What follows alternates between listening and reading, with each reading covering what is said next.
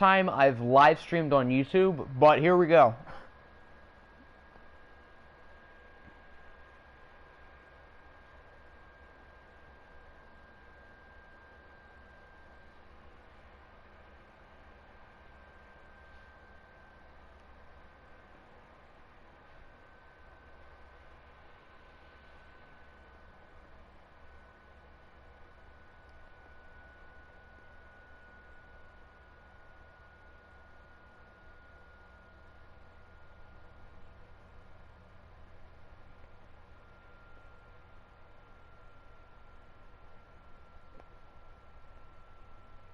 Alright, putting it back in Discord real quick.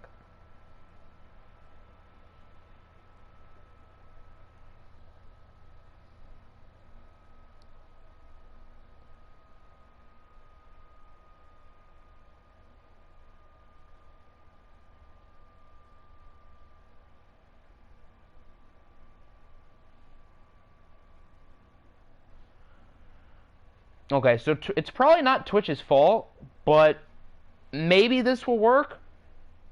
Maybe. I thought about it this morning that possibly it could, maybe it just works better on YouTube. I don't know if, like, it just doesn't work sometimes for Twitch. I don't know if that's for reason, but we're going to try it here. Was not expecting you to go live on this channel, was expecting the main one. The thing with live streaming on YouTube is, like, it really hurts watch time and stuff, and I don't really care about that stuff for this channel since it's not super important. So I have, like, considered, as I just said, like, moving it to YouTube, the OFL streams temporarily, not permanently, but maybe for like a couple weeks. If I did, maybe I'd try them on the main channel, because I think that could possibly, like, get more people to find the league. And maybe I just move, once the stream is over, I upload it to this channel and delete it once it's uploaded, possibly. I mean, that's something I thought about this morning, so it could work, but who knows, as Drew Lock gets strip sacked and loses the ball in the first play. So our first stream in who knows how long on YouTube starts off with a bang. Probably since, like, if I were to guess, maybe like January or February. That's probably around when I moved to Twitch, and I don't think I've streamed on YouTube since then. So why did I type the announcement that I'm moving to YouTube for today in all caps? I don't know why I did that. Oh well. Doesn't really matter too much. It's a gain of 4. Makes it 3rd and 2. As we have not played well today. That's good for our Kansas City Chiefs. 1st and 10 at the 33-yard line. Oh, Isaiah took that himself. I wasn't looking at the play. I just saw there was a big gain. I didn't see who did it, but I guess Isaiah took it himself. IT now looking to throw it. He's going to take a yeet shot for the end zone. What was that coverage? What the hell was that? Who was on Calvin Ridley? What was that? Well, that's a touchdown for the Chiefs. That was a nice throw by Isaiah Thomas, first off. But what the hell was that coverage? There's nobody close to him. Who was supposed to cover him? 25, is that Igbo? I think that's Igbo. No, that might be Okuda. I know Okuda has the double shooter sleeves in real life and in game, so possibly. They're reviewing it. I think he was in. I think he got both feet in. Crockett is unsurprisingly very happy in the chat as, yeah, he's in. That's not even close. He's in. Here it appears as such from these angles.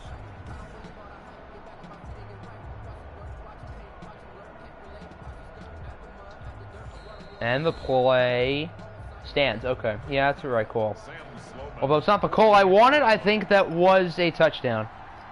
Mom always picks for worst times to make me do something. Oof. Yeah, I feel that. And the Diablos always choose the worst time to lose. I remember when we were 4-1 on top of a world going into our first watch game of the season against the Bills, and it has gone downhill since then. I didn't think we were all going to be all that good at the beginning of the season, but like after week 5, week 6, I mean, we didn't beat anybody good though. Who did we beat? Like the Raiders and the Ravens? We didn't beat anybody good. Oh, Shane's. So far, I think I put $4 of a right team. I think you did as well, Romer. I think the Chiefs look a lot better than us right now as Drew Lock keeps it on the option.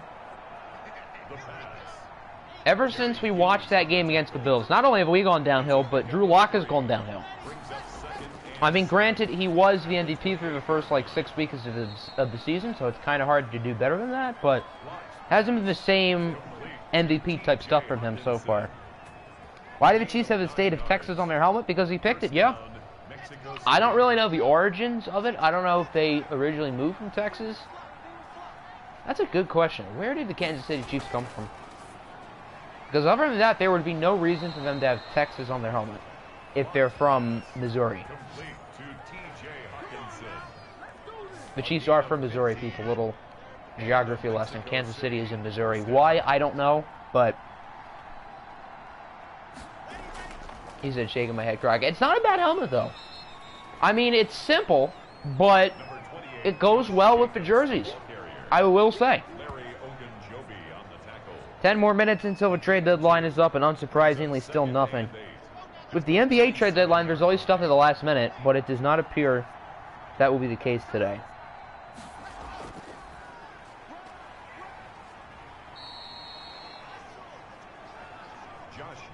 Had to swag out the team today.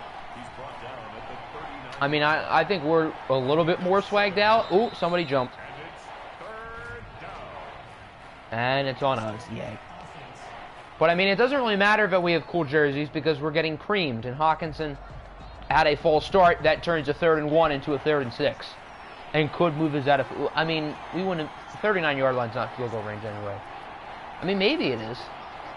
I don't know what Hecker's field goal range is in this game. Even though he's super highly rated, he also happens to be a punter. But we're not in field goal range now, so we're going for it on 4th and 6. I don't agree with this call. I would probably just punt it. But, oh well. Oh, it works! Juju for 12. Okay, I did not agree with that call, but I'm also not sitting here and complaining. So, I'll take it. Funny that there are no issues on YouTube when it comes to the stream, yet it's super bad on Twitch. I wonder why that is. I don't know what that throw was. He just tried to get rid of it as soon as the ball was snapped, it looked like. Well, that's an oof.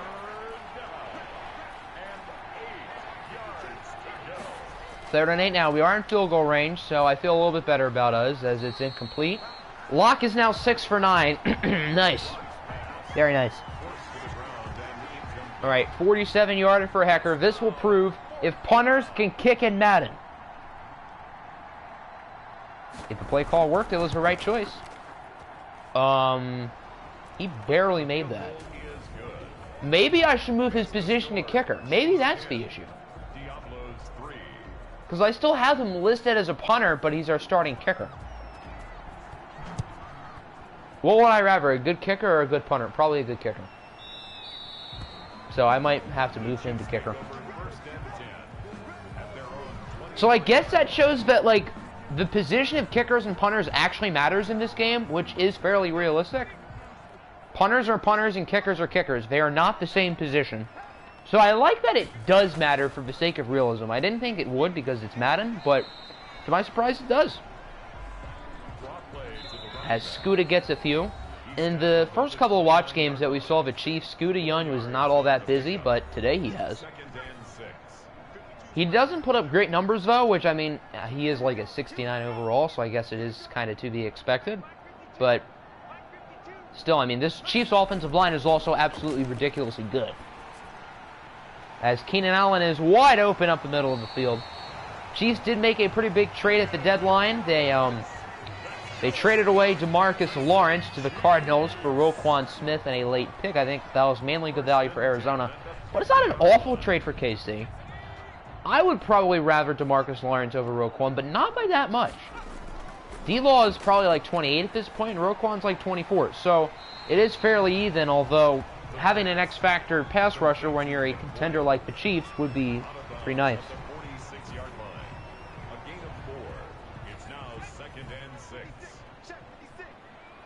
But they should be up by 2 scores at the half, so I don't really think they're complaining at the moment.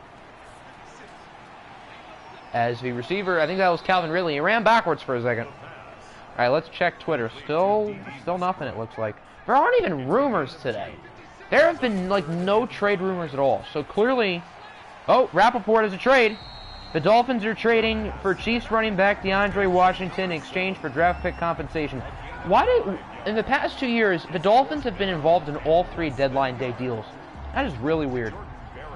4th and 8, they're punting it? So on 4th and 6, at like the 45, we decide to go for it. Yet 4th and inches at the 40, and they punt it? Now, granted, what a punt! Down at the 1. Okay, maybe that's not such a bad decision by the Chiefs, but... Okay, so I disagreed with both play calls, and both of them worked out. That's why I'm not a head coach, kids. If only we had emotes in a YouTube chat, but still, what a punt. Anything else from Rappaport in the past couple minutes, other than what the Dolphins have done? It appears no. So now we can't just kneel it. Now we actually have to get out of the end zone. We do have Josh Jacobs, who is a power back, so he is a good guy to have in this situation. But what a punt indeed. I don't think we've had a what a punt so far in the OFL down at the 1 this year until that one. So, impressive job by whoever the Chiefs punter is, whom I do not know. I do not know the special teamers on OFL rosters for the most part, okay? But the Chiefs do lead at 10-3. They have been quite a bit better, which is unfortunate.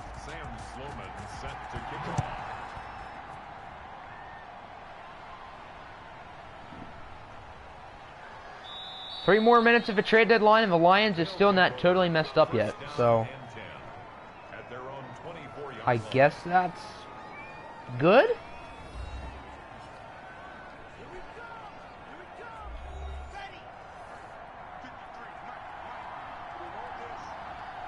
Diablos have to get something going on this drive. The pass, I mean, Drew Lock hasn't been bad today, but he hasn't really been good either. But here goes Josh Jacobs on the first play at the half to the 48. Very nice amount of rushing yards for Josh Jacobs, who I think is winning the best running back. Excuse me. I think he's winning the best running back in the AFC. I don't really know how. I mean, he's been good, but I wouldn't say he's been great.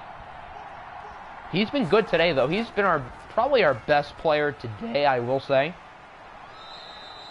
Another good run by Josh Jacobs. And he's doing this without 2 of our starters on the offensive line. Maybe they've come back. I can't really tell. I hope so. Lock now. There's some EA pocket awareness. I think that's Chad Thomas, I think, with the sack. He was like a 3rd rounder a couple years ago, I think, by Cleveland. But pocket awareness 101. He decides not to throw it away and instead gets sacked.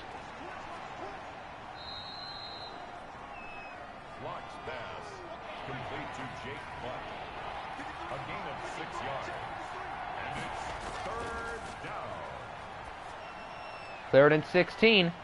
Juju with a nice play. Does he get the first? That was close. That was a really nice play regardless by Juju.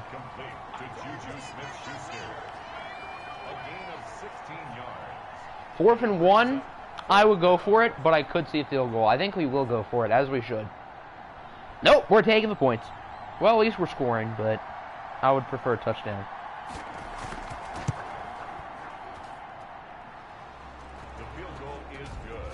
3:59, boys. It doesn't look like we're going to have any big trades today, which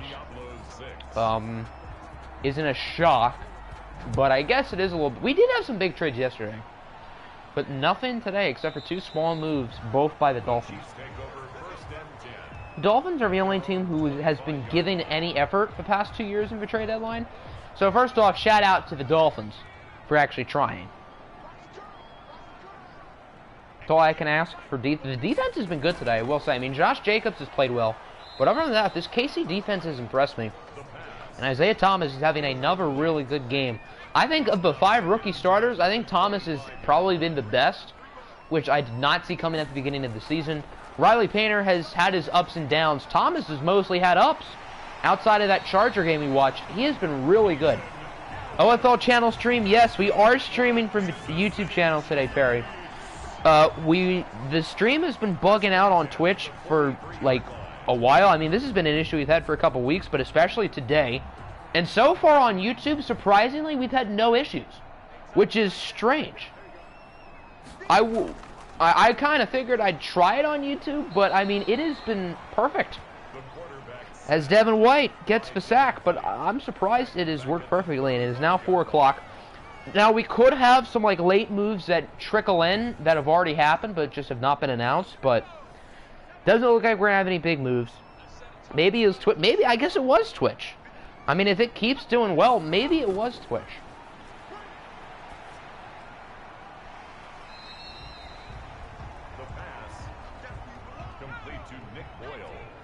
Short pass by AT on 2nd down. Now it's 3rd down. Weird that it's being weird on Twitch. I don't know why it's doing that, because ever since we've been on YouTube the past like 20 minutes, there's been 0 issues. I see our pass rushers finally decided to show up. Here's Myles Garrett doing something. That's good to see. Full-time YouTube on OFL channel streams. I think I'm still going to try to do it again on Twitch for sure.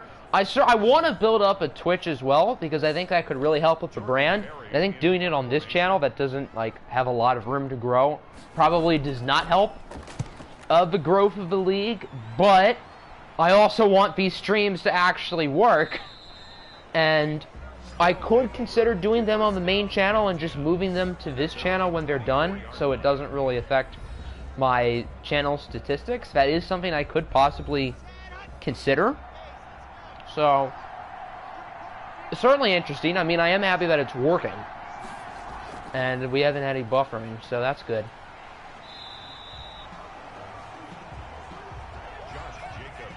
But, I mean, if that's the case, then maybe that is a good idea. Full compensation, the Chiefs are trading DeAndre Washington in a 2021-7 to the Dolphins for a 2021-6. Huh. Quite the big trades today by the Dolphins. For our sake, I'm happy that we didn't do anything totally stupid, as Shamar Stephen gets the sack. Our offensive line, at least pass blocking wise, has not been all that good today. The run blocking's been fine. No Will Fuller trade. I am happy that he is not a Packer. I wouldn't have been mad if the Green Bay gave up like a 2 for him, because he's probably a rental.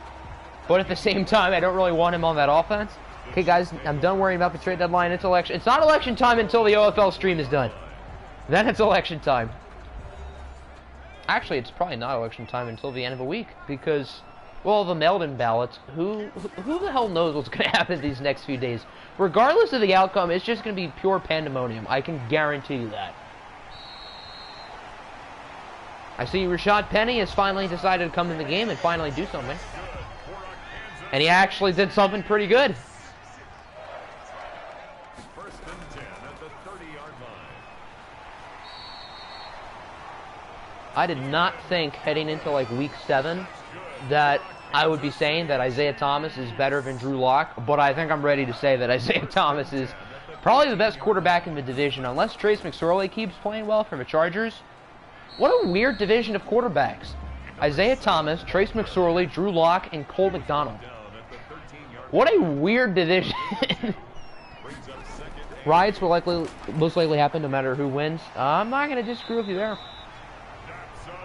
On social media and in the real world, it is going to be ugly, because half the country is going to be pissed. Trace McSorley is not better than IT, but Trace McSorley disrespect. I don't know if I can play this on on YouTube. I mean, if this channel gets copyrighted, it's not the end of the world. But still, probably not a smart idea. Is he in? I honestly kind of thought Scooter was in there. I guess not, but they are inches away, and they're going 5 wides on second down. It's a gain of a yard. Brings up second and goal. And it is a touchdown for Kansas City. Right as he says, I'm better than Trace. Well, I mean, Trace McSorley has not had as good of statistical games. He just happens to be super goated and has a weirdly catchy theme song.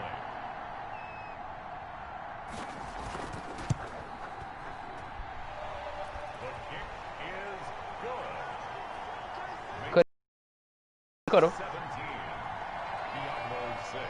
But regardless, they still have a 17-6 lead. So Chiefs are really outplaying us. Trace McSorley, throw it on a dime. You have a trash defense, so the most reasonable thing to do is stand pat. Shaking my head. I am just relieved we did not overpay for no reason.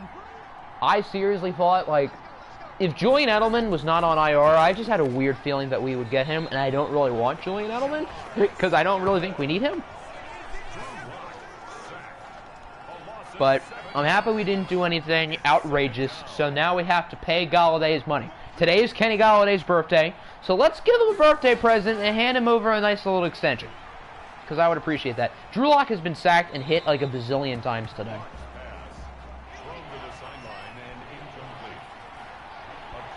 Trace is the GOAT. We should ban Trey Slander. He's not as goated as West Lunt or Big Tuna, but he's up there. He's up there. 4th and, like, what, 8? 4th and 6. Yeah, we got to go for it. Even if it was 4th and 8, I'd still probably go for it. All right, good call. We're down by 11. We kind of have to be desperate at this point. We don't really have much of a choice. And it's picked off. That's kind of like a 4th down version of an arm punt. But we do got a flag, and it is a holding on the Chiefs. It's still their ball, though, right? Yeah, that was after the pick, so.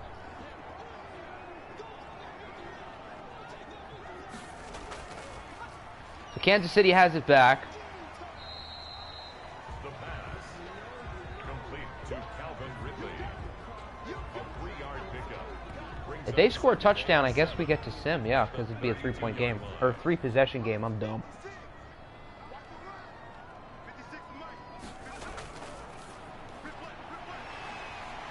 Here's Keenan Allen now with a big play. Keenan Allen. That's good for a Kansas City Chiefs. 1st and 10 at the 13-yard line.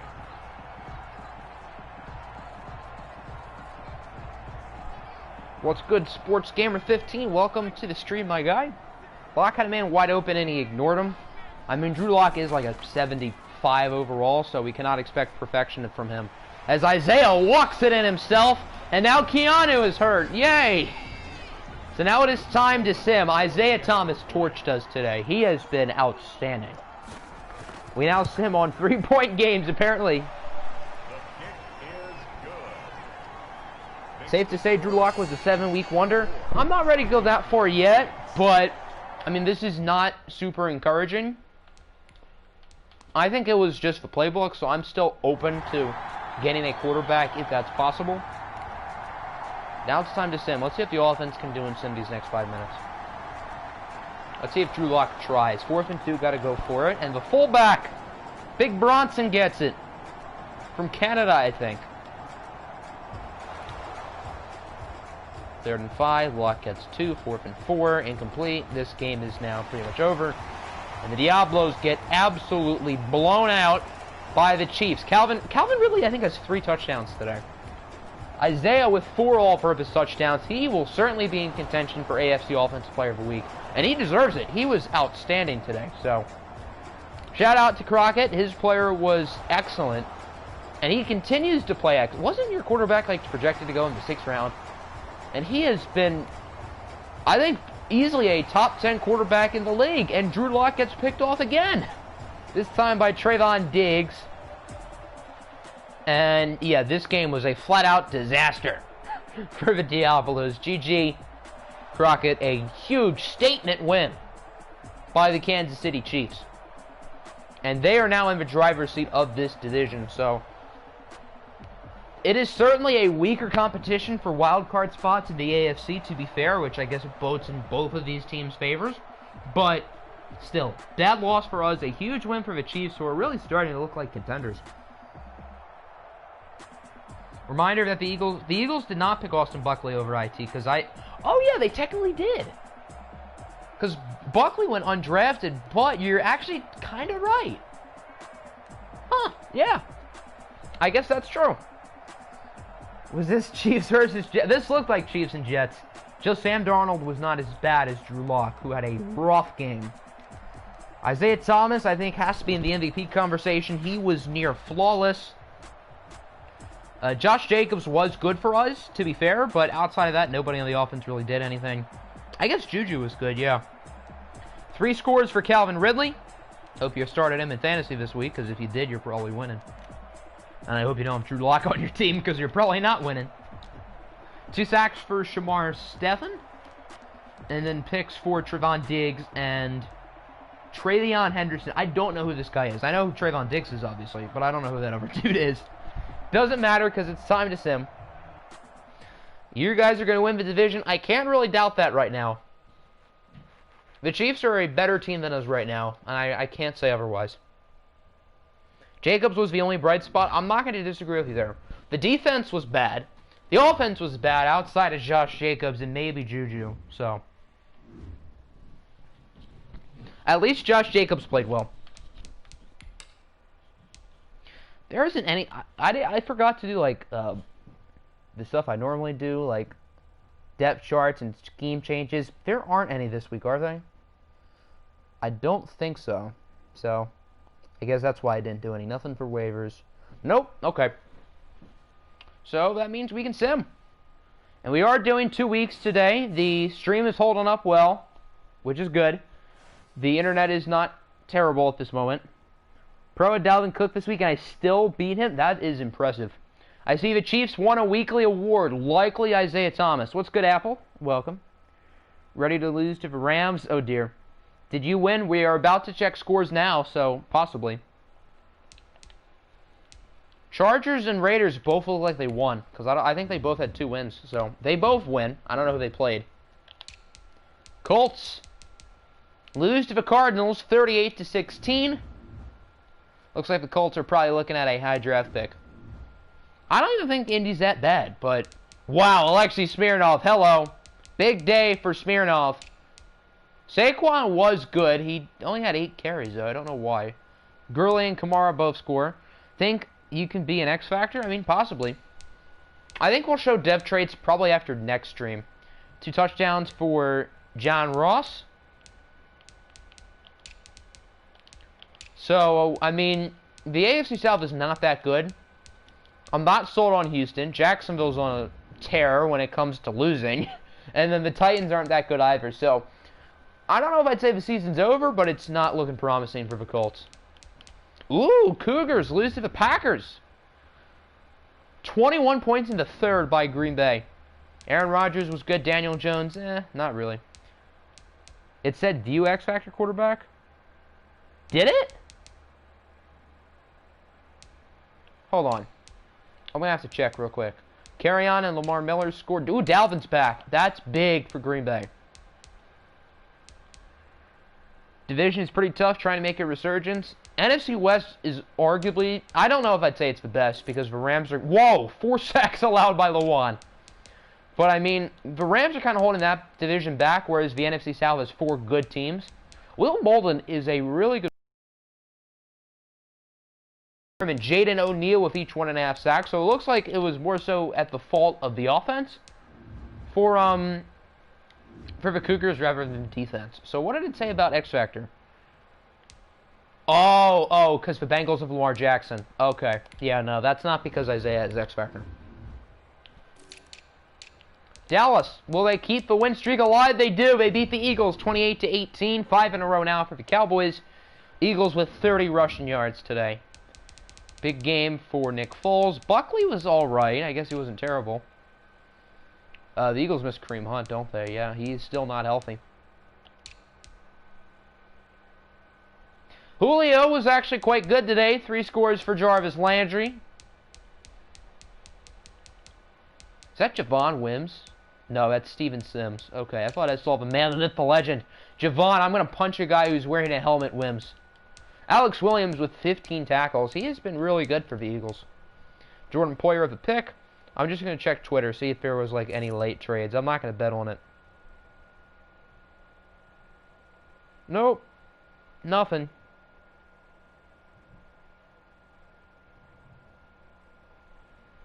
Other than Antonio Brown being back, officially, which I guess is something. Diablos obviously lost. Dolphins had a much-needed bye week. Eagles lost. Niners lose to the Sentinels. So after their big win against the previously undefeated Snowhawks, the Niners take the L to Orlando.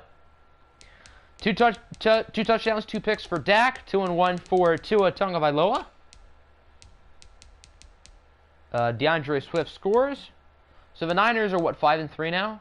And the Sentinels, I think, are close to 500? I don't know their exact record off the top of my head, but they're a solid football team. And this is a big win against a Niners team who just, I think, went on the road and beat the best team in the league in Portland. Jacksonville needs a win, and they get a bye week. A, once again, much-needed bye week. Jets with a bye. Lions keep a win streak rolling. I think that's 5 in a row. They beat the almighty inconsistent Cincinnati Bengals 21-19. Jameis Winston was pretty good. Lamar Jackson was not. Marlon Mack, Raheem Mostert, Wayne Gallman all score. Devin Funchess with a touchdown. David Bakhtiari, of all people, allows 3 sacks. Okay, I wouldn't expect him, out of anybody, to do it. Who put up the big numbers? 2 for Eric Armstead and 2 for Yannick Ngakoue. So both of them, I guess, dominated against Bakhtiari, who is probably the best left tackle in this game. And arguably in real life, too. Panthers keep the wins rolling. They beat the Saints 27-31. So the Eagles and Saints, who we're watching next, are both coming off of pretty big losses. Whoa, a lot of interceptions. 3 for Baker Mayfield and 3 for Jimmy Garoppolo. This seems like something they would do. This seems like a typical Jimmy G stat line and a typical Baker Mayfield stat line. Le'Veon Bell, Ito Smith both score.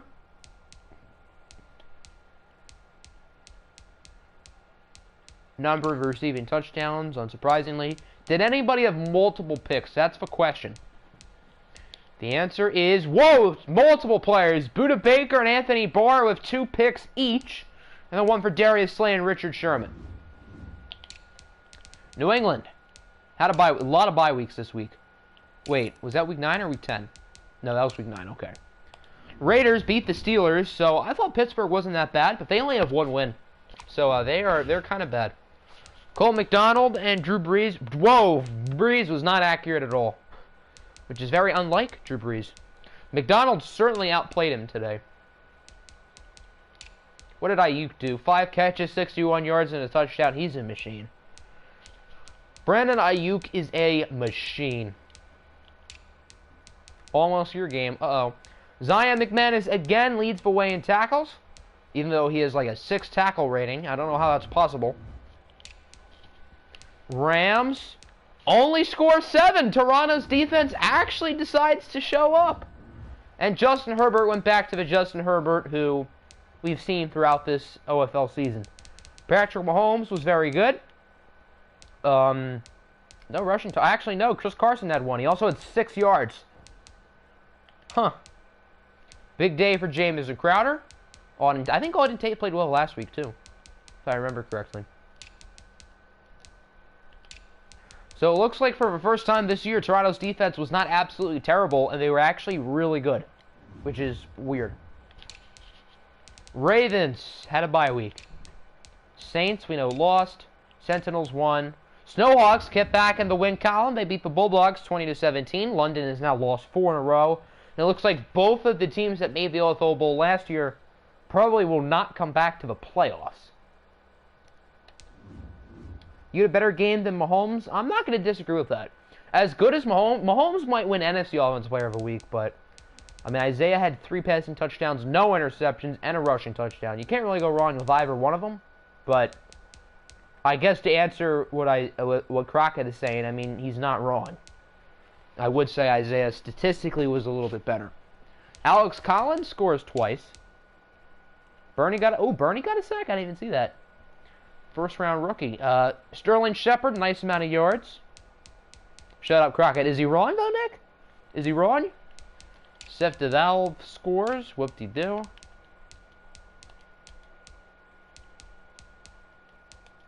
We all care. Got him. Smirnoff being picked first starts to look better as he lights up team. He has played better than Riley Painter this year, I will say. You'd argue Smirnoff should be in... Oh, you're absolutely right. Smirnoff is certainly going to be in the discussion for Player of the Week. Now, I still think the Dolphins had the better player long-term in Riley Painter, considering we know he is X-Factor and Smirnoff is normal, but Smirnoff has played better for the first half of the season. Titans, clobber the Texans. This is the weirdest division. The Jags are on a massive losing streak. The Colts always lose by 1 score. The Texans are in first place, but you just can't trust them. And then the Titans are just super inconsistent. Ryan Tannehill with 4 touchdowns. Russell Wilson, who was second in the MVP race heading into this week. Why? I don't know. He has not played all that well for the Texans. DeAndre Washington, he was just traded like 20 minutes ago in real-life scores. Sentinels are a sleeper. I'm not going to disagree with that. I'd say that's fair. Gerald Everett scores. Nelson Aguilar scores. Cooper Kupp, Willie Snead, and Cordell Patterson, all with touchdowns. Lonnie Smirnoff keeps on his current trajectory. You'll be happy with him at quarterback. Yeah, I mean, if he continues to play well, then even if he is normal dev, then there's no reason not to be happy. First-round rookie Ben Bufford with a pick. Who traded for Washington? The Chiefs traded him to the Dolphins for like a 6. I think a 6 and a 7 were swapped. Is that everybody? Who did we use her again? Chiefs. So, in a battle of arguably 2 of the hottest teams in the league, the Bucks beat the Bills. So Tampa Bay, I think, is 6-3. The Bills, I think, are like 5-3. 4 touchdowns for Jordan Love. Nice completion percentage. Tampa Bay is on cloud 9 going into their bye week. They have been outstanding as of recent. Stafford was solid. Touchdown for Jamal Williams. I don't know why I didn't connect the dots there. That's obviously Jamal Williams. Terry McLaurin. Whoa. I think he was first place in top NFC receiver going into this week, and he has 11 catches, 116 yards, and 3 touchdowns. Is it fair to say that Terry McLaurin is the best wide receiver in the OFL right now? I think it's very fair to say that, because he has been a machine for the Buccaneers. Wow. And he's a beast in real life too, but especially here. He is insane. He is definitely going to go up in dev trade at the end of the year. I would have to imagine. So, he's a monster. I'm kind of curious to see what his numbers are, because he has been insane this year. You could argue he could be in the running for Offensive Player of the Week in the conference. Did we see the Caps? Fade a bye week. Okay. And that's everybody. All right. We're going to breeze through the standings. We'll take a deeper look at them after Week 10, but I guess if we do want a standings update. How many teams have not had their bye week? Packers, Bucks, Raiders, and that's it. So everybody's had their bye week except for the Packers, the Bucks, and the Raiders. All the bye weeks happen super early in Madden Sim. I don't know why they schedule it that way, but they do. Oh, the Ravens don't either. Okay. So that's 4. There's a good chance for all going to have one in Week 10.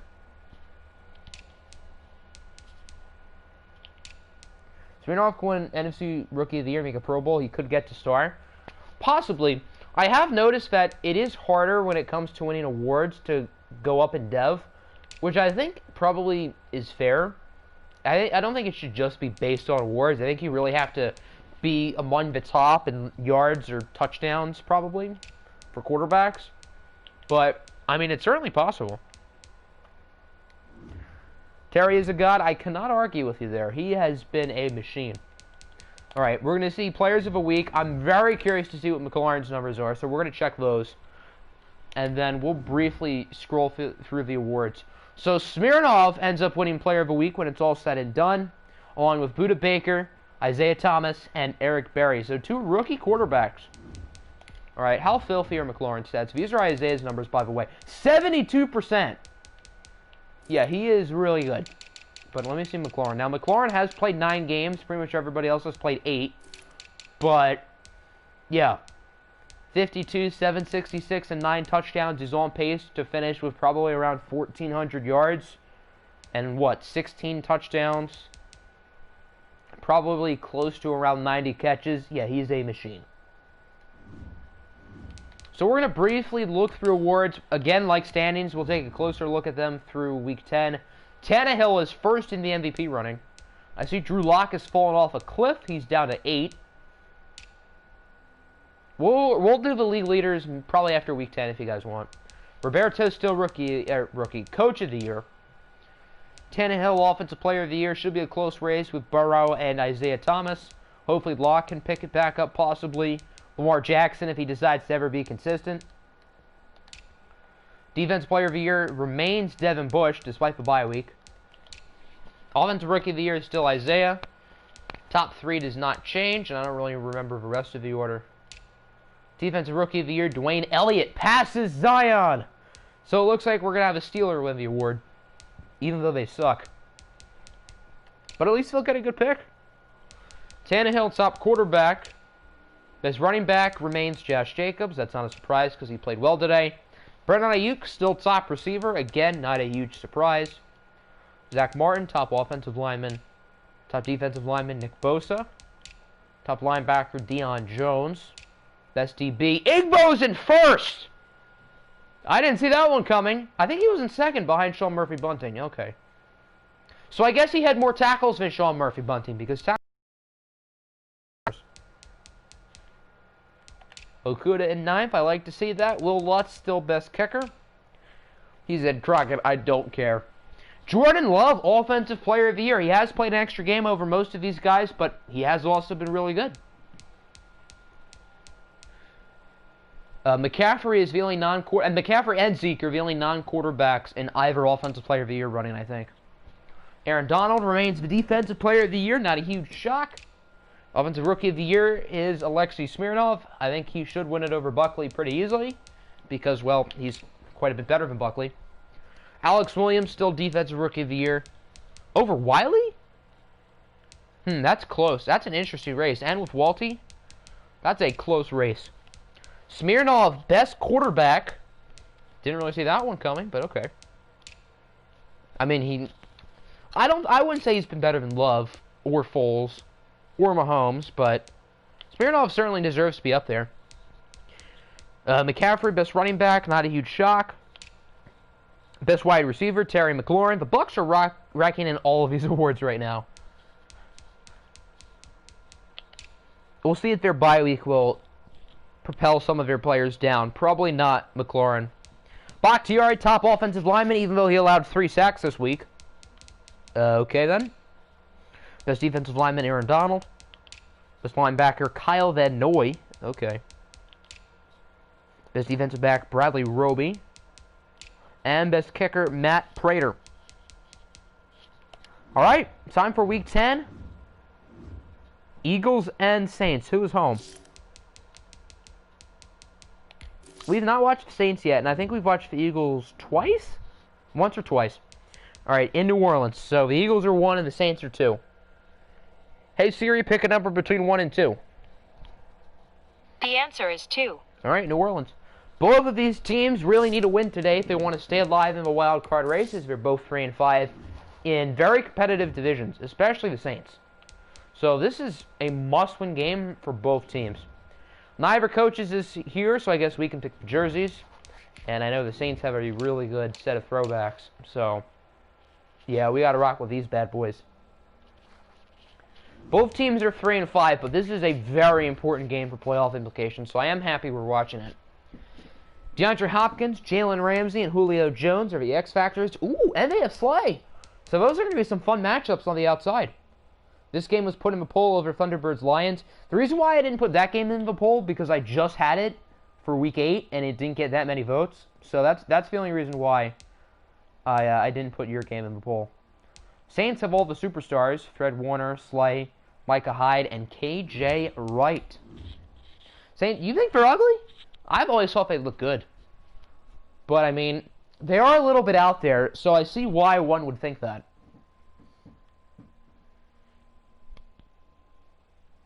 Jose's teams have always been stuck in the middle. So far this year, the Saints have, well, they've been no different.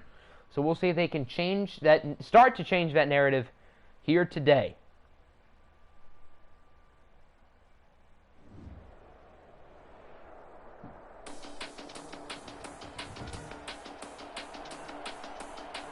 You like the all-white better? I've always thought, like, white jerseys aren't the coolest, but white on white always looks really good. Like these Eagles jerseys. Yeah, I see why one would dislike these Saints jerseys. I've always been a fan of them. I've always liked this combo, but they are more out there than their normal jerseys, so I see why some don't. You were competing with Niners Snowhawks and Bucks Pats. I mean, that is true. But if people wanted to see it, that would get the votes. We have watched Toronto, what, twice this year? And we have watched a number of teams 3 times, so we'll certainly still get a good opportunity to see both of those teams soon. Who did the Cardinals play this week? I don't know. I guess you could try to find it on the bottom because I really don't remember the schedule offhand. So here comes Austin Buckley and the Eagles. He's had a pretty rough rookie year, but, I mean, he is an undrafted rookie, and he does have hidden dev, so there is a lot of room to grow for Buckley, but has not been that impressive this year. All right, I'm going to check Twitter real quick, see if any late trades have seeped in, which I don't think is likely. Yeah, no. Sixers are pursuing James Harden for what it's worth. Buckley's pass. Complete to number 47. Out of bounds at the 24-yard line. Yeah, nope. It's a pickup. All right, so trades are officially done. Up 2nd and 7. What is the bigger trade, Isaiah Ford or DeAndre Washington? Probably Isaiah Ford, because the Pats receivers are so bad. So I guess that one? Hopefully the Rams. I'm sure you guys would love to play the Rams. That's pretty much an easy win. Don't like the Saints' pants. I think the black and gold goes well together, but I think that color of like gold on its own is really ugly. As Jalen Ramsey mosses Julio. Why does Julio suck so bad in watch games? Whenever we watch the Eagles, Julio Jones is always god-awful, and I don't know why. It's not that he does nothing, it's that he actually hurts them. Which is weird. And he just got mossed. Fantasy-wise, you'd say Washington? Probably. I mean, the Dolphins... Myles Gaskin's the main back, which nobody saw coming. I guess they kind of want a power back, and Jordan Howard's just not a factor on that team. Which certainly was not expected. 2 crappy quarterbacks. I'm not going to disagree with you there. Garoppolo, I mean, Garoppolo's been fine for the Saints this year. Buckley is still, like, super raw. He has not played all that well. Jalen Ramsey with 4 picks already, and he's not like a crazy ball hawk. Oh, God, the Snowhawks play the Rams. The best team in the league versus arguably the worst. Are the Rams the worst team? I don't know if I'd say they're the worst, but they're up there. And then Portland, I think, is the best at this point. Chose the Eagles for betting, only put $1 in them. I think this game is super even, so I feel like I probably picked the Saints, but probably for only like a couple bucks. Let me see. I bet on the Eagles for $1, really. And I did not give money amounts for the Pats or the Panthers. All right, I'm gonna have to do that real quick.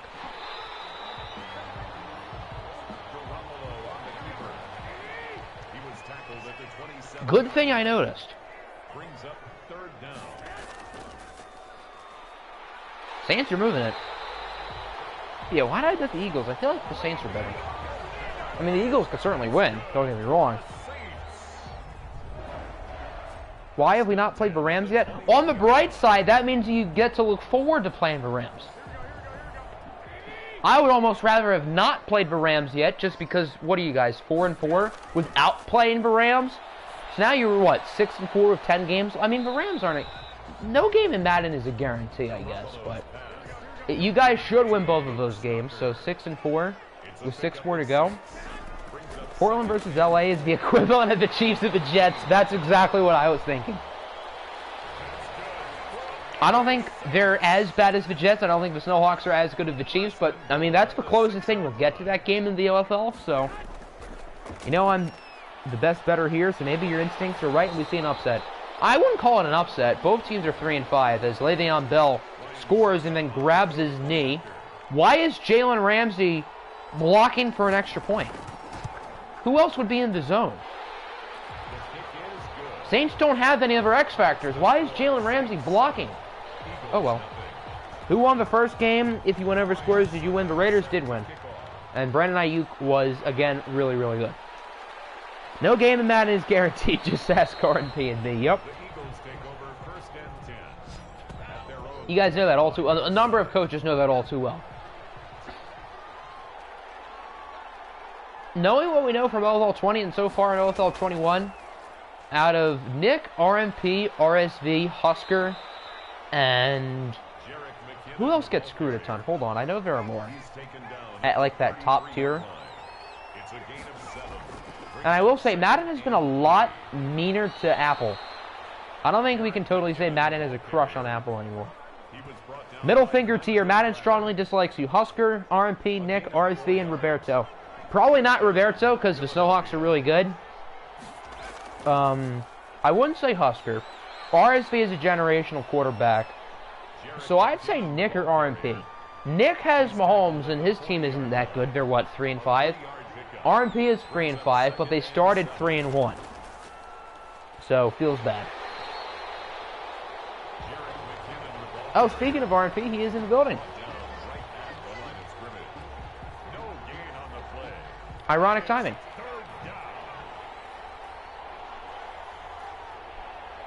You don't think Husker was one of the most screwed coaches, Nick? I mean, the Panthers were always so close yet so far and decided to only do well in the 10-year sim. And for FGFL purposes, he's at the top, too. Your Cardinals kind of play like the in-real-life Cardinals. I mean, Alexei Smirnov isn't Kyler Murray, so I don't know if I'd quite say that. Hell, I'm happy we're losing. I guess RMP's trying to tank, so I guess it's not all that bad. It's like a perfect scenario for RMP because his team is sucking, yet Joe Burrow is still playing ridiculously well. Who were we comparing your Chiefs to?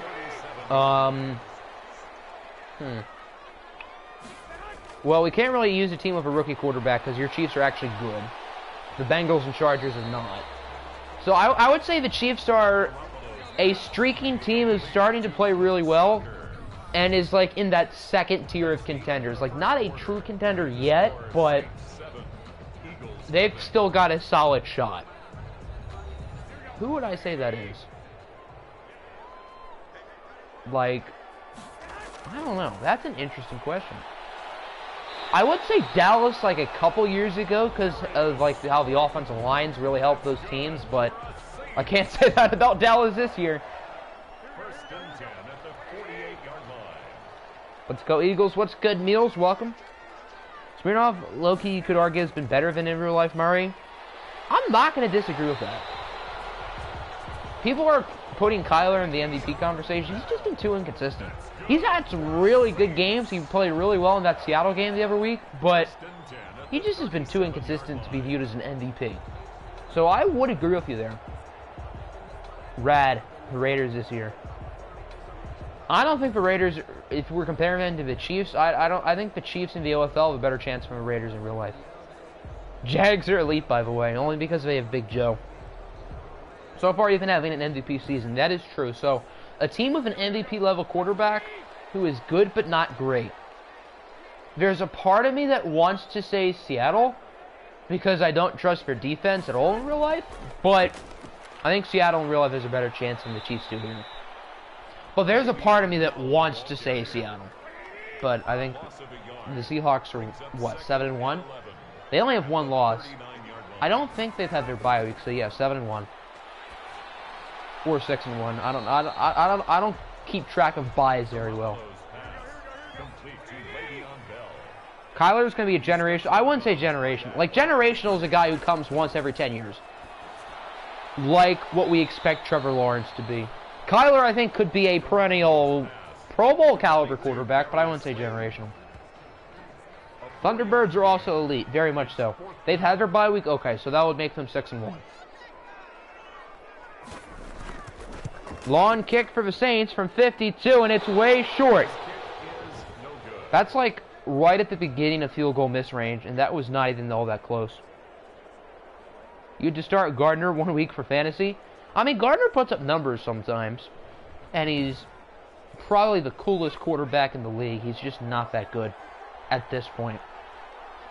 I think Gardner's gonna. I think he's literally a clone of what Ryan Fitzpatrick is. A swagged-out quarterback with ridiculous facial hair who's going to be a great borderline starting game manager who's super inconsistent over the next 15 years. That's exactly what Ryan Fitzpatrick has been, and that's exactly what I think Gardner Minshew will be. A wet noodle of a kick. I would agree with that description. Scared for Sunday, we have 3 straight divisional games. I mean, the Chargers choke every lead they have. The Broncos are literally a team of cripples. And then you guys beat the Chiefs, so they're probably mad and hungry, but at the same time, you guys know you can beat them. Started Kirk Cousins, and he threw 3 touchdowns and 3 picks. And that's one of Kirk Cousins' better fantasy weeks. Because, I mean, A, Dalvin Cook is what makes their offense go, and then B, Kirk is just not that good. Except Minshew will be better than Fitzception. I'd be willing to say Minshew would probably end up a little bit better, but I don't know. I think their careers are going to be super similar, which isn't a bad thing for Minshew. I mean, Fitzpatrick's made plenty of good money. I mean, Washington State is no Harvard. Sorry, Legion, but it's kind of true. For what it's worth.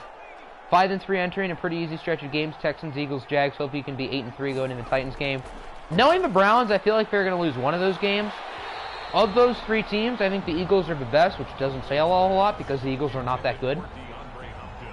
Eagles are still going to make the playoffs, but I mean, the Eagles have other than the Eagles, the other 3 teams in that division, I would say are all among the 5 worst teams in the league. I would say with the Jets and probably Jacksonville, the Washington, the Giants, and the Cowboys are top 5 worst teams in the league, which is weird to say, but I think it's kind of true. Outside of the Jags and the Jets, I don't think there's anybody worse than those 3 teams. Think of Minshew as a quarterback on the Saints? You think he could replace Drew Brees? Well, I mean, after this year, I guess. I mean, I think Jameis is a good enough replacement going into next year. I think Jameis is a top 32 quarterback in the league, even though he's Jameis. He's towards the bottom of that list. But there are some teams who I think Jameis would be better than their current starters. Unfortunately, like Jacksonville, as goated as Minshew is. If I needed a quarterback for the rest of the year, I'd probably pick Jameis. Although they're very different. Jameis is a super risky choice, and Minshew I feel like would be a little bit of a safer choice.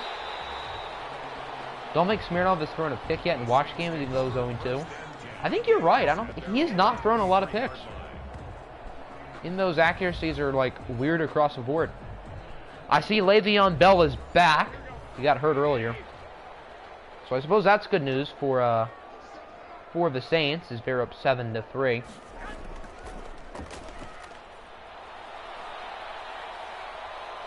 Jimmy Garoppolo, I feel like, is the weirdest quarterback in the league in real life. And in the OFL, too, he's one of the weirdest. As he gets sacked by, I think, Demetrius Sherwood, the rookie, who's wearing number 1 for some odd reason. Wearing number 1 as an edge rusher, okay. I'm not going to question it.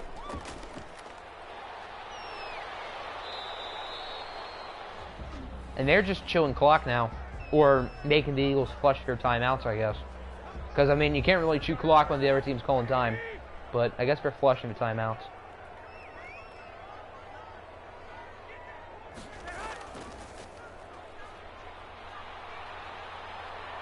Third and 22, they get a good run, but not enough.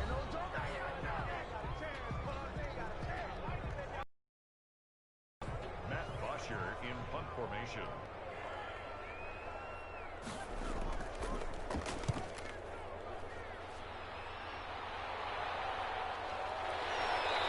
Eagles have plenty of time. They have 1:43, so they can absolutely do some damage the rest of the way here. First and 10 at their own 31-yard line.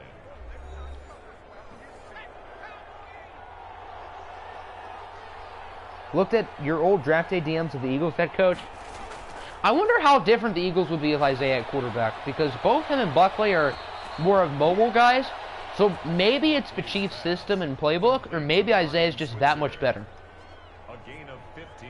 Rookie quarterback OFL-wise, in no particular order, is Smirnoff, Thomas, and Painter. I would probably agree with that, although Phil Riddle's had some really good weeks.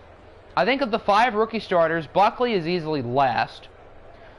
Phil Riddle has had some really good weeks and some really bad weeks. Painter's been a little bit inconsistent, but he's the most talented of the group. And then I'd probably say Isaiah 1 and Smirnoff 2 at this point. Would be nice to be 6-2, but our defense sucks and our receivers can't catch. Well, then that means it's impressive that you're 5-3 if your defense sucks and your receivers can't catch. Media has the audacity to blame Baker for... Well, the media hates Baker, clearly. Or at least that's what I think. Not that Baker is that good, but I think he's better than people make him out to be. Little is a work in progress. You compared him to Jameis. I would say that's pretty fair. I don't think he throws as many picks as Jameis, which is a little bit of a surprise, but I would say it's a fair enough comparison. I think, based on what Riddle has shown, I think awareness matters a little bit for quarterbacks in this game, but not as much as it should. Quarterbacks with like the 20 awareness he has should not have games where they throw for 6 touchdowns, which Riddle has a 6 touchdown game. Media truly hates Daniel Jones. Well, Daniel Jones isn't good. He has some upside, but right now he is bad. He is just atrocious. Like, turnover-wise, he is in Ryan Leaf territory. Jamarcus Russell territory. That's bad. I don't think he's as bad as either one of those guys, but he is not good. He is not good at all right now. He could certainly grow. He has time. He's like 22 or something, but through the first like 20 starts of his career, he has like nearly 40 turnovers. That's 2 turnovers a game.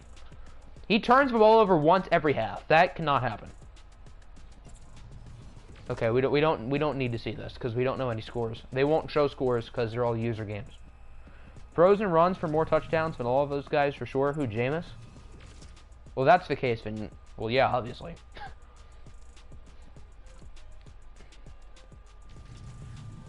Jameis is a touchdown machine, but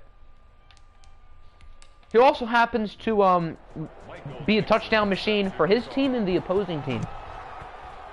I mean, at least Jameis scores for his own team. I don't really think we can say the same about Daniel Jones, for the most part. The Saints take over first and 10. Saints start with the football, and they have the lead, so I guess that's big for them. I knew I should have picked the Saints. But, I mean, the Eagles can certainly come back. I think the Eagles are a little bit better on paper. They're just a little bit too inconsistent for me. Garoppolo has not thrown an incompletion yet. That is interesting. 11 for only 75 yards. So he's at like under 7 yards. Yeah, I cannot speak. He's like under 7 yards in attempt, which is really low, but hasn't thrown an incompletion yet. Check down Queen. Saints are moving it, though, fairly nicely. Brings up second and 4 at the 49-yard line. Second and 4. Jimmy, I will say the Eagles' pass rush has not been terrible today. As Jimmy throws his first incompletion, so he's not going to be perfect. Brings up third down and 4.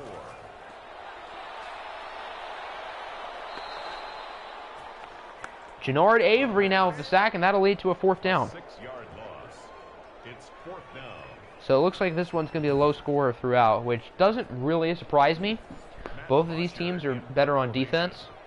The game is low-key. It's a snooze if you like offense, which most people do. But this is a defensive battle, which keeps it close and interesting. What a punt!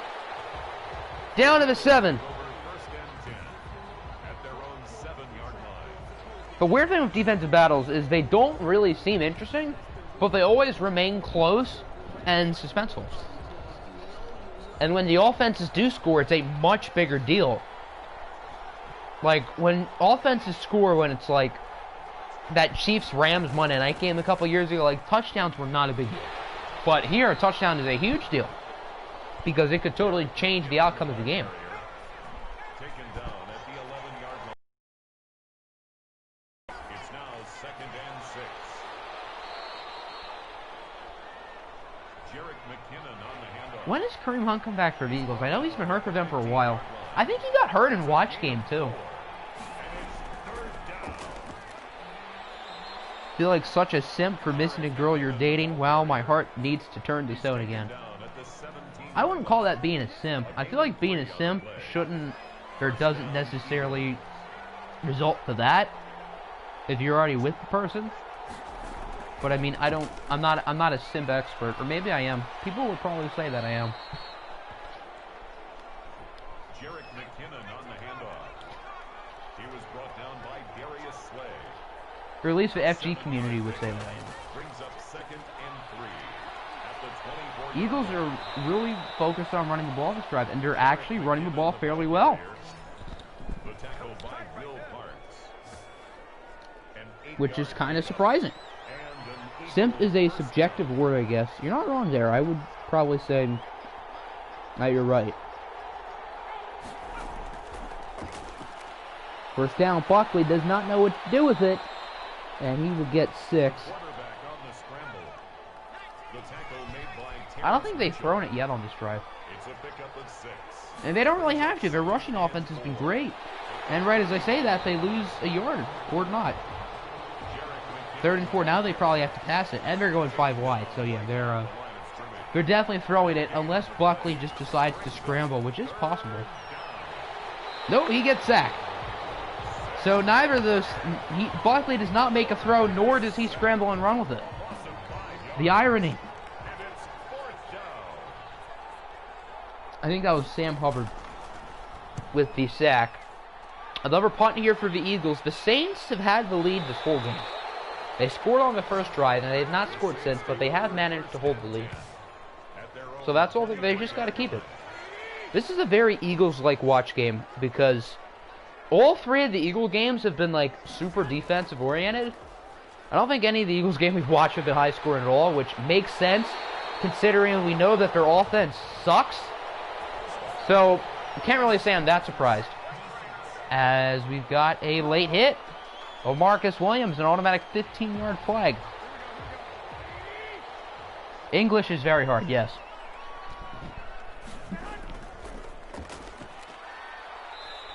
Except for Glad, he's fluent in everything. He was brought down at the 45-yard line. It's a pickup of 3. Brings up 2nd and 7. Incomplete. I think that was Alex Williams, the user, who broke it away. The Eagles' offense is so bad, but their defense has managed to keep them in a lot of games. So you got to give credit to their defense for not being totally bad. Think your Cardinals will get watched again towards playoff time? Possibly. I mean, who knows? You could get watched sooner than that. We still have, what, 7 more weeks of the regular season? So 5 before week 16, so you certainly got plenty of time before that.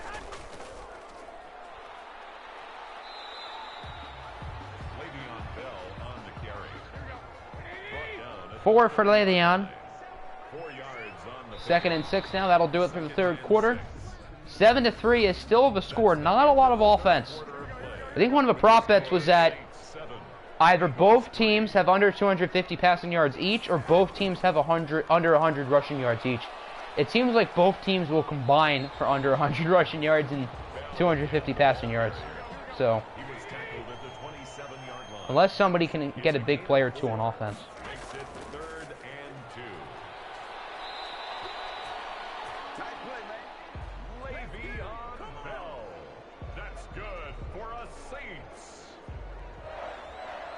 First and 10 at the 24-yard line. Saints are doing a solid job chewing clock. They are letting this clock go, which is what they have to do. I mean, I don't trust the Eagles' offense at all because they're really bad, but just let that clock go. As Garoppolo gets it to Marvin Jones. Even though the Saints' offense has not been that good today, I mean, Jimmy G's doing his thing. Reach for a first down animation breaks the game sometimes, but at least it's in there. That was a pretty good addition, in my opinion, to the gameplay this year. Like, at least, A, they're trying to improve the game. And B, I mean, that makes sense. Reaching for a first down or the end zone. I think it can be a little bit too cheesy whenever they're, like, close. Like, if it's a 3rd down and 10 and you throw, like, a curl route and he's getting tackled right in front of the first down marker. In previous Maddens, they're always behind it. Now they always get the first down. I feel like it should be a little bit more random. As the Saints score, they're now up by 2 possessions. Luke Stocker, of all people, scores. So, could be looking at a sim fairly soon. It is still a 2-score game. And the Eagles are not out of it, but they're also not looking good. And I definitely do not trust them to score 2 touchdowns in 5 minutes. Heck, I don't even know if I trust them to get 2 first downs in 5 minutes. So we'll see if they can prove me wrong. Prove me wrong, Eagles. Do it. I bet $1 on you. I know you can. The Eagles take over 1st and 10 at their own 28-yard line.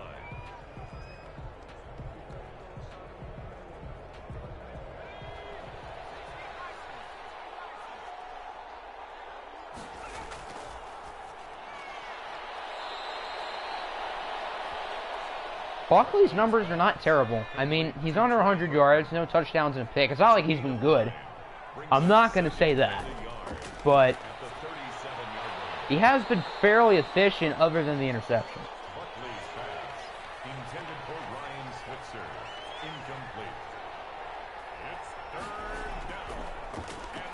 With the Eagles, this is like the Chiefs being down by 28 with 5 minutes left. That's an insult to the Chiefs. I have more confidence in Kansas City coming back down 28 in 5 minutes than the Eagles do coming back down 11. But the Eagles have a good defense. It's not like they're an awful team. It's just that their offense is bad. Defensively, I think they're a fine football team. Good grab by Julio. I think that's the first time he's done anything productive today. Oh, it's his 2nd catch. Oh. Incoming ugly Buckley interception. I really wouldn't be surprised. It is very possible. As this clock continues to tick fast. Did today's video upload, by the way? Hold on, I'm curious. A very exciting video on the channel. It is going to be a premiere, probably a little bit later in the day. It's processing. Still? Huh, okay.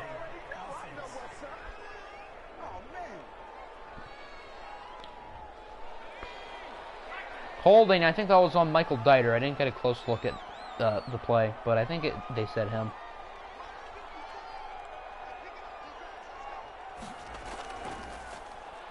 Second and 14, short throw. Short gain, making up the yards from the flag, but now it's 3rd and 10. The Eagles don't get it. Obviously, I think they have to go for it. Now, hypothetically, they could go for a field goal soon. I guess not, because they're past the 50 point.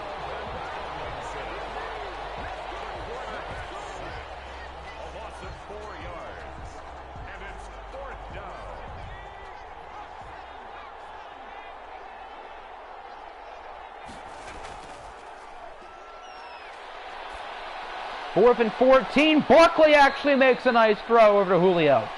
Was not expecting that. Buckley is there, Trubisky. I'm not going to totally disagree. But he keeps the game alive.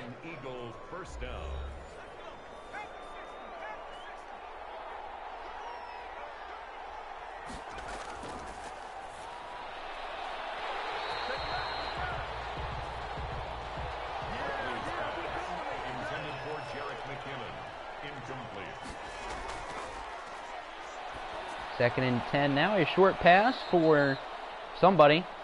Eagles don't seem to be too worried about the clock. Okay, they are no huddling. Okay, they know it. 3rd and 5. Incomplete. They could kick a field goal, and they will. So they believe they can score a touchdown and get a 2-point conversion. So this isn't the worst call. Eagles should use Buckley in their first to trade out for a top quarterback. I mean, we got to see if there is a top quarterback. And we got to see if the team would want to do that. But, I mean, it's certainly something the Eagles could consider. It's just a matter if the other team would rather Buckley in that pick than maybe a sure thing at quarterback. Which, again, we don't really know the class very well. But the only person who knows the class at all would be FG.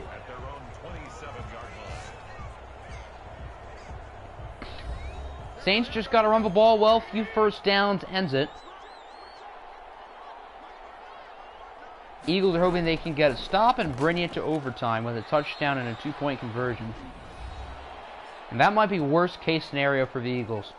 Because if the Saints got a first down, the Eagles could still hope they'd have like a minute left. But now that it's 2nd and 5, the Saints only just need 5 yards in 2 plays.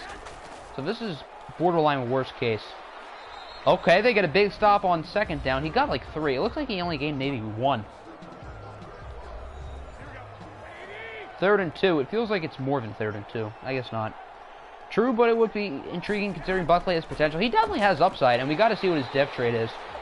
As the Saints get the first down, and this one is over.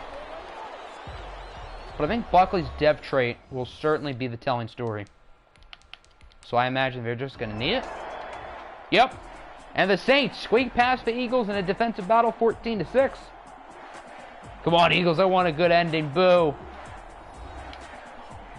3 watched Eagles games, 3, I think, close losses. Or no, did they beat the Sentinels? They might have beat the Sentinels, but they've all had close games. They've all had very low scoring games, because that's what the Eagles are. Eagles need to change their offensive playbook. That'd probably be smart.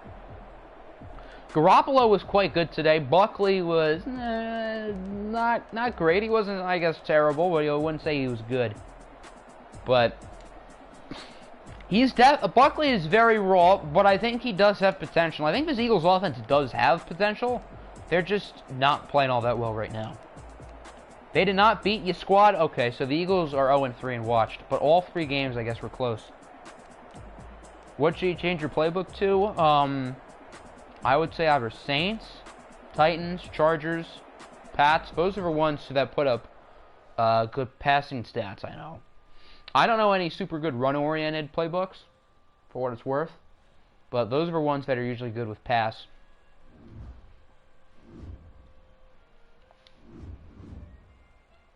Alright, sim time. Darius Slayton has 5 skill points. Hello.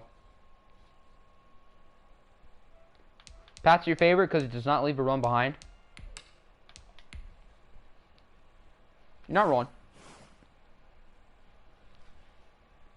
Alright, dear Diablos, please choose not to suck today. From Salty Diablos coach. Carolina lost. Sentinels, I don't remember their record going into this week. I don't think they were 2-5 going into the stream, so I think that means they lost. Best balance playbook? Okay, they did lose. They lost to the Jets. Eek. Jets are starting to play a lot better. I think they started 0-5. And now they're like 3-6. So they're not totally terrible. Did you win? We do not know that quite yet, as Matt Ryan is actually not terrible anymore. Tua Tagovailoa had a pretty rough game. Fournette scores. Derrick Henry was shut down. Kenny Golladay and Mohamed Sanu, the future of the Lions, if we choose to sign Mohamed Sanu. Which it doesn't look like there was any traction with him trying out for us yesterday.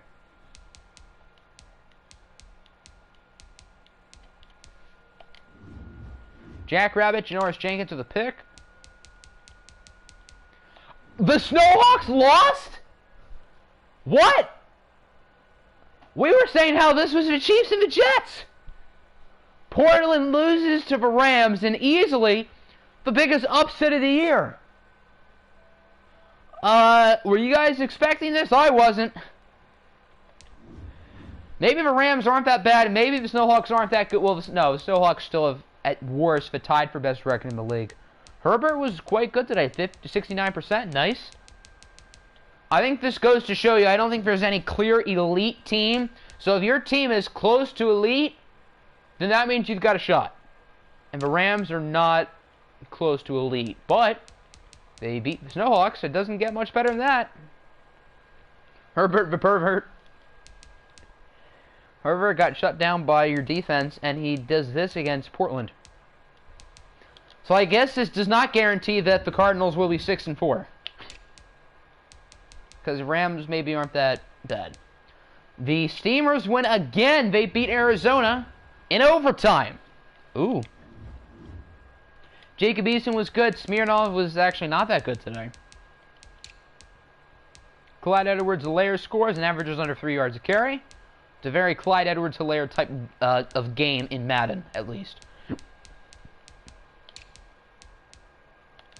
Memphis stopped winning. I think Memphis seriously has to be happy with Jacob Eason. Because he's actually not bad. Steelers beat the Cougars. What is happening this week? First, the Rams beating the Snowhawks, and now this. So a rough stream for the Cougars. They, I think, went into today 5-2, and now they're 5-4. Drew Brees was good. Daniel Jones was, not great. Touchdowns for Mixon and Duke Johnson. Chubb was pretty solid, too. Cole Beasley, the big game. I think Donovan Peoples-Jones played well in the first game today, so he's doing quite well for the Steelers, it appears.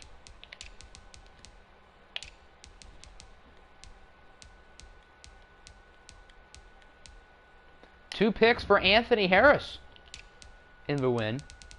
Texans lose again.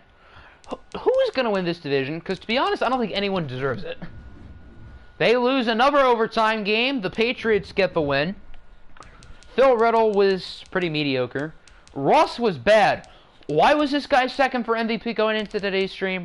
46%, 261, a touchdown and a pick. Russell Wilson has not been an elite quarterback this year in the OFL. Not in real life. In real life, he's insane. Darius Geis played really well. You know, I would say they should be starting him at running back over Curtis Samuel, but nobody likes Darius Geis for obvious reasons, so I'm not going to encourage that. I'm just going to encourage Alpo to invest in running back in the offseason. Devonta Freeman with the lone receiving touchdown.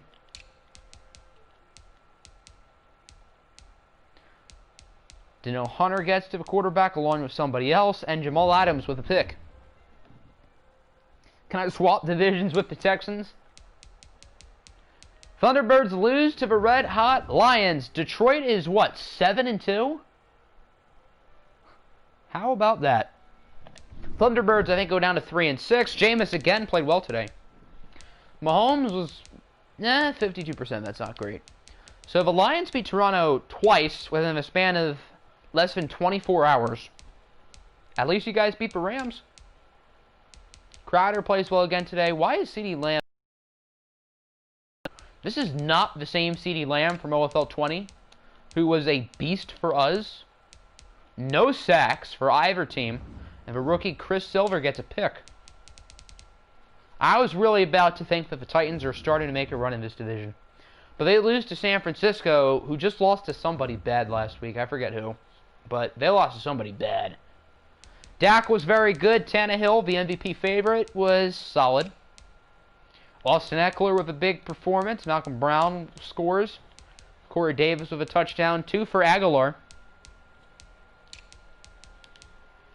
Sayamalu allows 2 sacks. God, I hate this team so much. Yeah, I think the best bet for Toronto is probably a wild card. The inconsistent Bengals now find a way to beat the Chiefs. How? I mean, I'm not complaining. This is good news for us. Isaiah Thomas was pretty meh. Lamar wasn't even good. I thought Lamar was like the best quarterback in Madden sim going into this year. He has not been good for the Bengals. Scooter was solid. Touchdowns for Raheem Mostert and Lamar Jackson on the ground.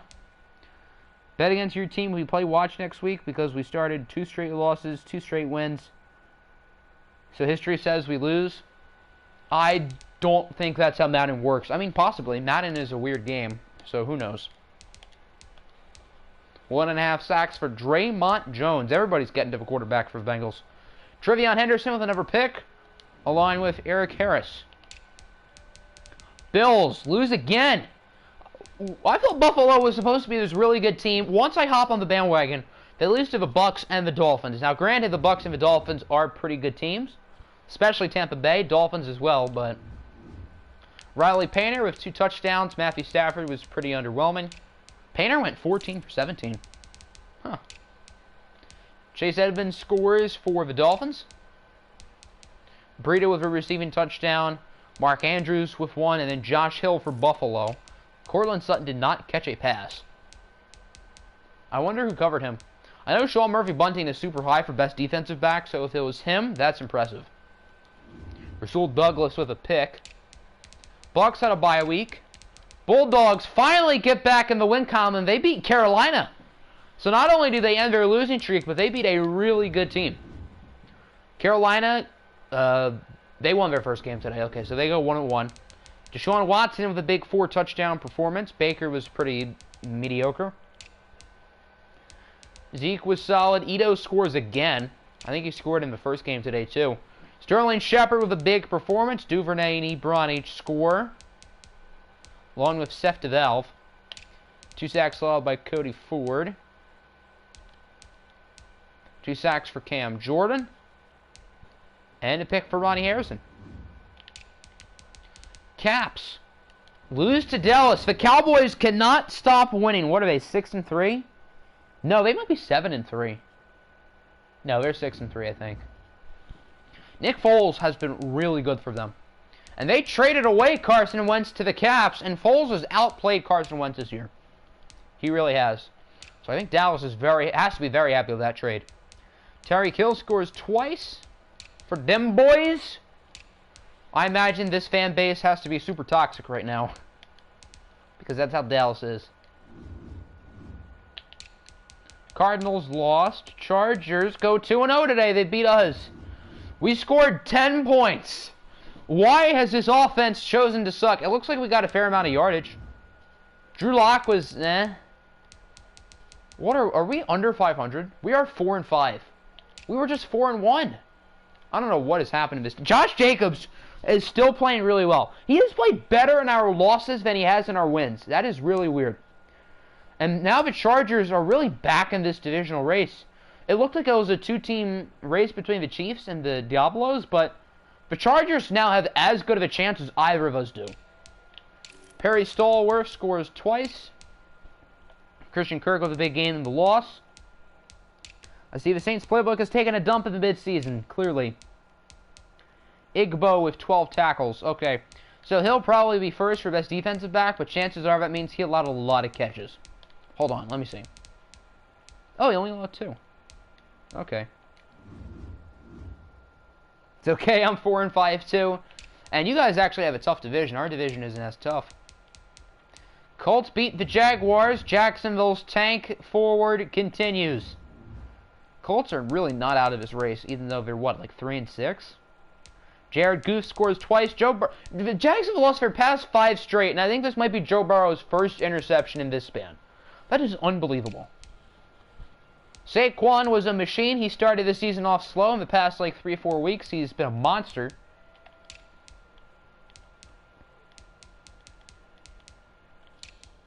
Think next year your team can break out? Possibly. I think a lot of coaches are going with that expectation, since we all drafted young squads. So, I mean, I guess that is the goal for most of us.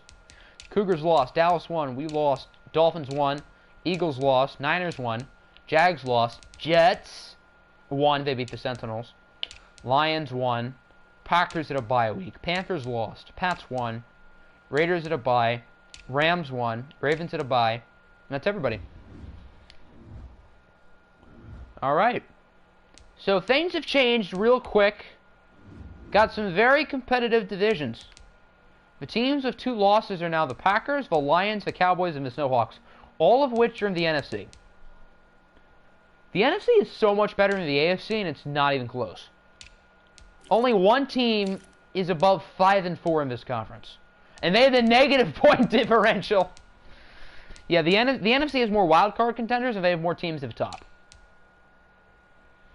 Cougars are now tied for first place in the North with the Bengals. Both have negative point differentials. Cougars had a rough day today, but I don't trust Cincinnati at all, so. The AFC South, the Texans had a rough day. They are still in first place. Titans are 1 game back. Colts and Jags are 2 back. In the AFC East, the Pats are in... This is the only good division in this conference. Dolphins and Bills might be the only 2 teams with positive point differentials in the entire conference. Then in the West, the Chiefs are in first. The Chargers are right back in the race. And then we still have a positive point differential, and convincingly. But now under 500, we've had a rough 4-game losing streak. Packers and Lions are 7-2. This division has suddenly turned super competitive, with the Packers and Lions really playing well. Detroit with a 5-game win streak, and the Steelers have a 4-game win streak. In the South, the Bucks and Panthers are tied for first. Tampa Bay is red hot. Sentinels and Saints are still in the race. In the East, the Cowboys are 2 games ahead of the Caps. Dallas trying to pull away here. And then in the West, the Niners now only 1 game behind the Snowhawks. Hello, Ian. Welcome to the stream. You guys just had a big win over the Snowhawks, but are still only 2-7. But, big win. So the current seedings, Pats 1. The 5-4 Chiefs are 2. Gotta go soon, but, I mean, the stream is almost over, so. But, thanks for coming in anyway. Texans are 3. Who would be 4? The Cougars 4.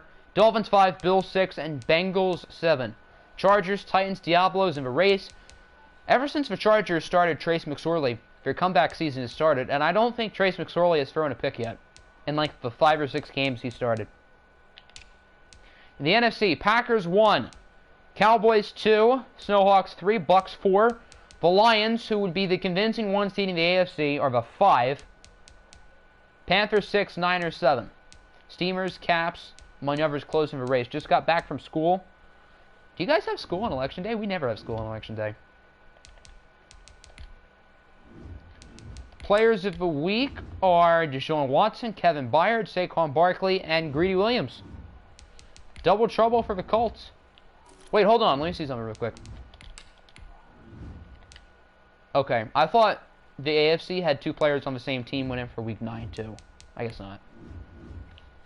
Alright, let's take a look at league leaders real quick. Tannehill leads in yards. We won't go through everybody at the position. We'll just go through the top guys. What do the draft picks look like? I'll go through that as well. That's a good idea. Tannehill first in touchdowns. Locke is in second, even though he's been on a cold streak. And then picks, I imagine, is Matt Ryan. Yep.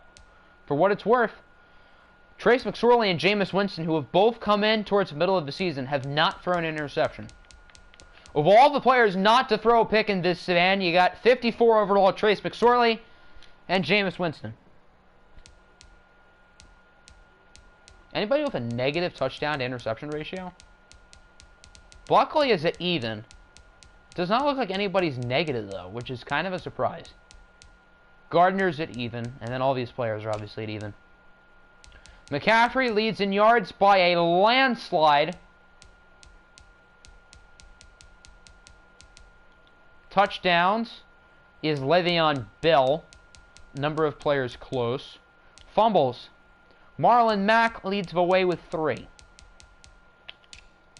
Buckley is the worst quarterback confirmed. I'm not going to disagree with that. I'd say among starters this year, probably. T.Y. Hilton leads in yards by nearly 100.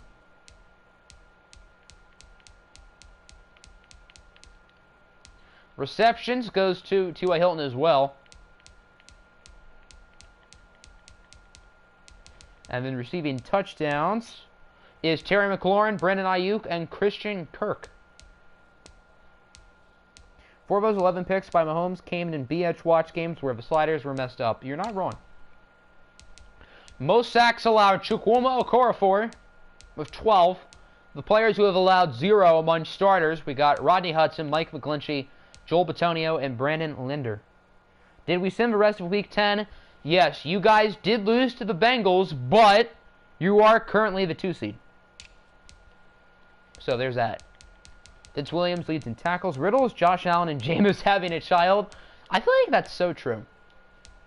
Tackles for losses, Sheldon Rankins. 1 touchdown and 1 pick. Yeah, Isaiah had 1 touchdown, 1 pick. Aaron Donald with 10 sacks, which leads the way. And then picks. 4 for Sean Murphy. But Igbo has 4? Huh. I knew he had 2 in that one game. I didn't realize he had 4.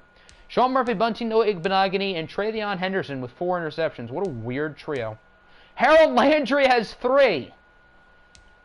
Why? He is an edge rusher. Okay, then. Fumbles. Fumble forces, 3 for Eric Berry and Aaron Donald. Fumble recoveries, Eric Berry's the only one with 2. Are there any kickers who are perfect? Justin, oh, that's extra points. For field goals, is anybody perfect? Robbie Gould, Matt Prater, Mason Crosby, Will Lutz, and Aldrich Rosas, although none of them have kicked over 10. Whereas, you got guys like Hopkins, Sanders, Santoso, Tucker at 16 and 17. Weekly awards, Tannehill is still first. Why is Russ in second? He has not been good this year. How is he in second? Burrow should be ahead of him. Isaiah should be ahead of him. Mahomes should. All of these guys should. Coach of the year is still Rob, despite the loss. Tannehill, Offensive Player of the Year. Defensive Player of the Year is now Deion Jones. Bush falls to 4th. Offensive Rookie of the Year remains Isaiah Thomas. However, Painter has passed Phil Riddle for 2nd. Defensive Rookie of the Year, Zion McManus is back in 1st. Hopefully he can hold on. Tannehill first for best quarterback. Is that Locke in 3rd? Drew Lock was so good the first quarter of the season that even though he's not played well in the past 4 weeks, he's in 3rd still. Saquon, best running back. Best wide receiver, Brandon Ayuk. Best offensive lineman, Zach Martin. Best defensive lineman, we got Nick Bosa. Joey Bosa in 10th. Best linebacker, Deion Jones. Best DB, Sean Murphy Bunting. Locke needs to be replaced. I'm not going that far. He's still in 3rd for best quarterback. His numbers are still ridiculously good. So, he's fine. There are a lot of quarterbacks who are worse than Drew Lock right now. He's on a cold stretch, but he's still an MVP candidate. Just know he could have... I couldn't draft anybody. I had to assemble all my picks. Or else I would have picked a quarterback high. Who knows? Maybe it would have been you. So, the sim decided not to pick you. Not me. I didn't choose my draft picks. I simmed them all, and we had a crappy draft. So, blame the sim, not me. All the other coaches had a chance to pick you, but not me. So I don't have to feel guilty about that, even though I would prefer Isaiah over Drew Lock right now for the future and probably for the present. Because I think Isaiah is probably a little bit better than Drew Lock. Would not have been Smirnoff or Painter, nope, but I could have had anybody else. I could have had Scuda, who's not playing quarterback. I could have had Isaiah, and then Buckley and Riddle were both undrafted, and I tried to get Buckley. But, obviously, I didn't. Not a decision you regret. That's not a decision you should regret right now. I would say Isaiah's been a little bit better, but no reason to regret that at this point. So I'm not entirely sure what the next stream is going to be, but I do plan on having it 2 weeks. Nor do I know which platform it will be, YouTube or Twitch. We had 0 issues on YouTube today. Yeah, we all had all those issues on Twitch. Oh, draft positions. Yes, I'll do that after scheduling. And injuries. Okay, injuries and draft position. I kind of want to watch this game. Dolphins and Bucks. I want to watch that. Bengals Chargers is kind of interesting. Snowhawks Titans is interesting. Okay. Got some... Is that Thanksgiving? No, it just happens to be a Thursday night game in Detroit. Okay. Then week 12. Bills Texans isn't bad. Ooh, Caps Diablos. I kind of like that one. Bulldogs Sentinels is interesting. Pats Panthers is a good game. Chargers Chiefs. That could determine a lot in the division. Jags Colts. Bucks Snowhawks. Okay, so the Thanksgiving games are Steamers Lions. That's not bad. Eagles Cowboys. Then Thunderbirds Packers. I don't hate that game. I chose Mahomes over you. I don't regret it. The Rams are currently projected.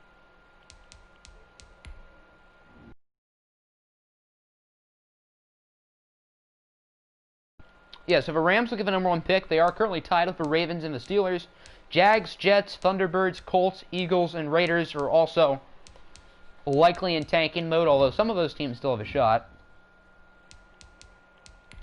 All right, then we got injuries, and then that'll do it for the stream. Ronald Jones is hurt. Who's their running back? They're without both of their guys. Okay, no wonder they lost to the Rams.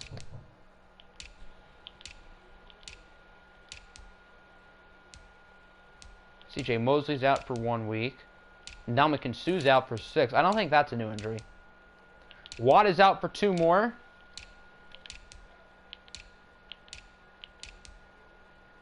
Nite Moody's out for 2 more. Okay, that's not ideal. Dolphins are starting to get a little bit more healthier. Hunt is out for another 3. Nyheim Hines is out for 6 weeks. So they're without 2 of their better running backs. Pierce is out for another 4. Curtis Samuel's out for 6. So it's Darius Geis moving forward in New England, which is probably a good thing for them. Again, we do not root for Darius Geis' success, but he's better in this game than Curtis Samuel at running back. You're here. Welcome to the stream, Boomy. We are just about to end. I think you guys had a bye week in one of your weeks. How did you do in your other game again? You guys lost to the Chargers, but you kept it close. So thanks for showing up anyway. Thanks for coming, everybody. 2 fun weeks in the books. Not sure when the week 11 and 12 stream will be, but likely within the coming days. I do plan on having a video for the Cavs series premiering on the channel in probably a couple hours, so stay tuned for that, and peace.